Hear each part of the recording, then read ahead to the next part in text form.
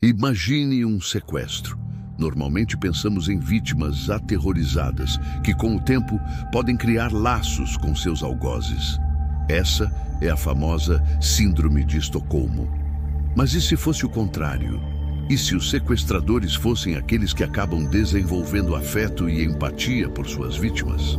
Esse fenômeno existe e tem nome: Síndrome de Lima.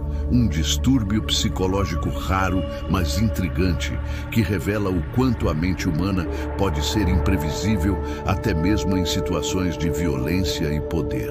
O termo surgiu em 1996, após um sequestro em massa em Lima, no Peru.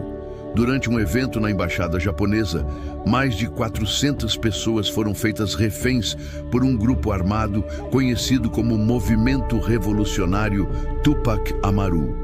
No início, parecia apenas mais um ato de terrorismo.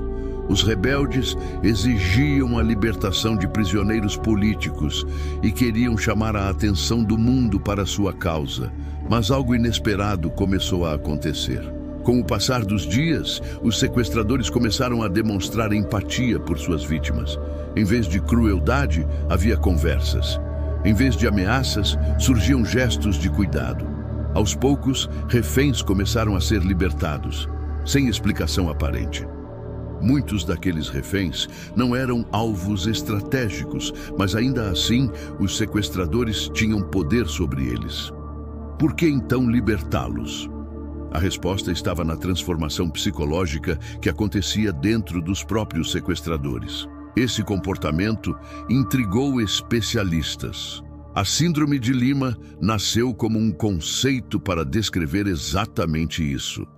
Quando o sequestrador, em vez de desumanizar sua vítima, passa a vê-la como alguém com quem pode se identificar. Mas o que leva a esse apego? Alguns psicólogos acreditam que a convivência prolongada cria uma espécie de espelho emocional. O agressor começa a enxergar a humanidade que deveria negar. Outros estudiosos apontam que pode existir um conflito moral interno. Muitos sequestradores não são monstros irracionais, mas pessoas que, ao serem confrontadas com o sofrimento real de uma vítima, sentem culpa e compaixão. Há também a questão da identidade. O sequestrador, ao se aproximar de sua vítima, pode encontrar pontos em comum, uma origem parecida, crenças similares, ou até histórias de vida que ecoam dentro dele. Mas essa empatia inesperada não significa necessariamente bondade. Em muitos casos, é uma fraqueza estratégica, pois compromete a intenção inicial do sequestro. Na embaixada japonesa em Lima, isso ficou claro. Muitos reféns foram soltos antes da invasão final das forças militares. O sequestro perdeu força porque os sequestradores simplesmente não conseguiam manter sua postura de frieza. A Síndrome de Lima é quase o oposto psicológico da Síndrome de Estocolmo.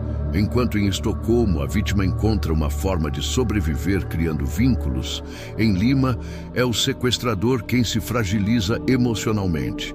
Esse fenômeno levanta questões perturbadoras. Até onde vai a força da empatia humana? Até que ponto mesmo um criminoso pode ser transformado pelo contato com sua vítima? E mais, será que a Síndrome de Lima revela algo fundamental sobre nós? Algo que mostra que a mente humana, por mais endurecida que esteja, ainda pode se abrir diante da vulnerabilidade do outro? Casos de Síndrome de Lima não são tão famosos quanto os de Estocolmo, mas existem registros em diferentes partes do mundo.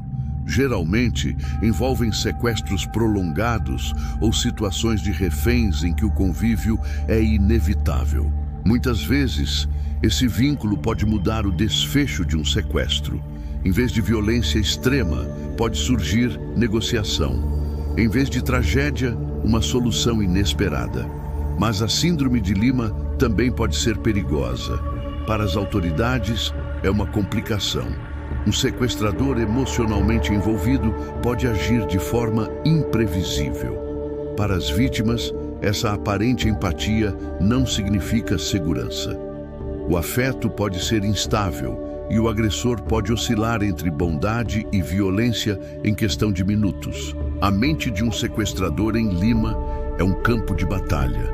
Ele luta entre seu objetivo inicial e os sentimentos que não deveria ter. Essa contradição pode ser tão mortal quanto a violência. Psicologicamente, a Síndrome de Lima revela algo fascinante: a incapacidade do ser humano de manter uma máscara por muito tempo. A convivência prolongada acaba rasgando o véu do poder.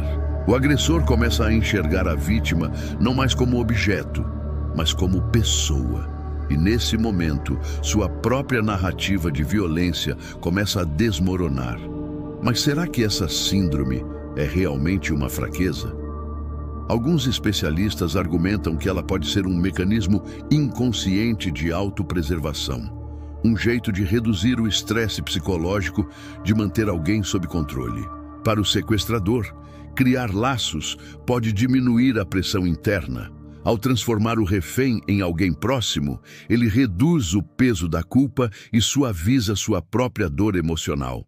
Essa explicação levanta outra pergunta: a Síndrome de Lima é empatia genuína ou apenas uma forma de auto-engano? O sequestrador se importa com a vítima ou apenas consigo mesmo?